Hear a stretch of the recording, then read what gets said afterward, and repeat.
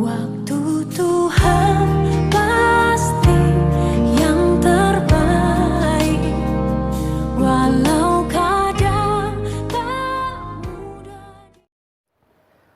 Dalam nama Bapa dan Putra dan Roh Kudus. Amin. Shalom Aleihim. Berjumpa lagi dengan saya pada perenungan hari ini, tanggal 4 Februari 2021. Pertobatan sejati, langkah untuk melayani.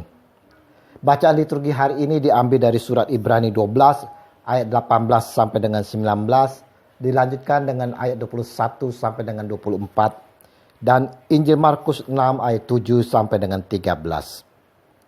Saudara-saudaraku yang terkasih di dalam kasih Kristus, kekristenan tak lepas dari kesaksian akan Yesus Tuhan sebagai juru selamat. Nah, bagaimana kita mau bersaksi jika kita tak mengalami secara pribadi akan Yesus?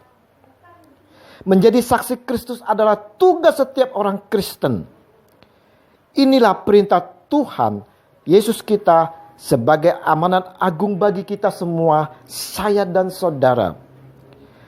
Karena itu, pergilah, jadikanlah semua bangsa muridku dan baptislah mereka dalam nama Bapa dan Anak dan Roh Kudus. Dan ajarlah mereka melakukan segala sesuatu yang telah kuperintahkan kepadamu.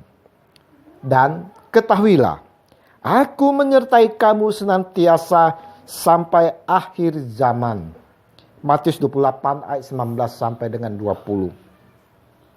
Saudara-saudaraku yang terkasih di dalam kasih Kristus, untuk dapat melaksanakan amanat agung ini, setiap dari kita harus terlebih dahulu secara pribadi mengalami pertobatan sejati.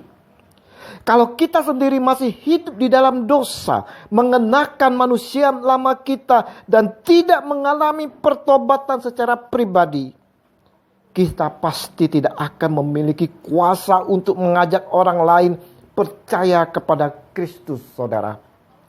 Justru kita akan menjadi batu sandungan bagi orang lain dan mempermalukan nama Tuhan di hadapan mereka. Jangan sampai hal ini terjadi, saudara-saudaraku yang terkasih. Kita pasti akan gagal.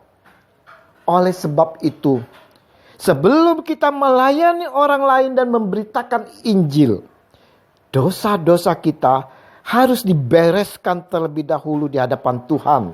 Kita harus benar-benar mengalami pertobatan terlebih dahulu. Seorang dikatakan mengalami pertobatan sejati apabila ia sadar akan segala dosa dan kesalahan yang telah diperbuatnya, lalu mau kembali kepada Tuhan Yesus.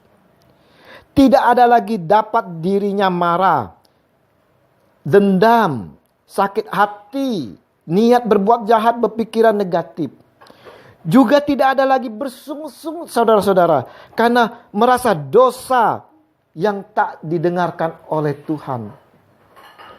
Kalau kita sungguh-sungguh mengalami pertobatan sejati, maka saudara-saudara, kuasa yang diberikan Tuhan Yesus atas diri kita akan menyertai selama kita menjalani perutusan ini.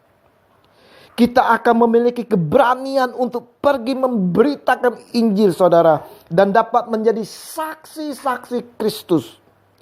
Karena Roh Kudus, Roh Kudus yang akan menuntun, membimbing, dan memampukan kita untuk menjangkau jiwa-jiwa.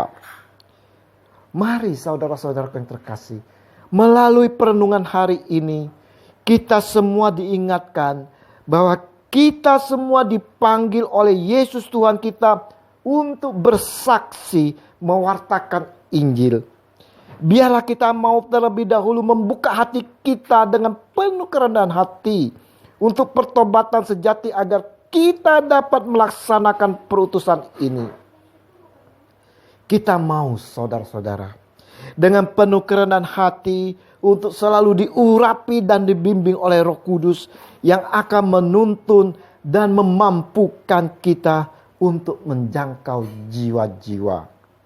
Mari saudara-saudara, kita mau lakukan pertobatan sejati, sehingga dapat menjadi saksi-saksi Kristus dan mewartakan kabar Injil. Yesus Tuhan, kami siap dengan perutusan yang Engkau berikan. Persiapkanlah hati kami selalu dengan urapan kuasa Roh Kudus-Mu, agar kami dimampukan untuk melaksanakan perutusan ini. Amin. Di dalam nama Bapa dan Putra dan Roh Kudus. Amin. Shalom.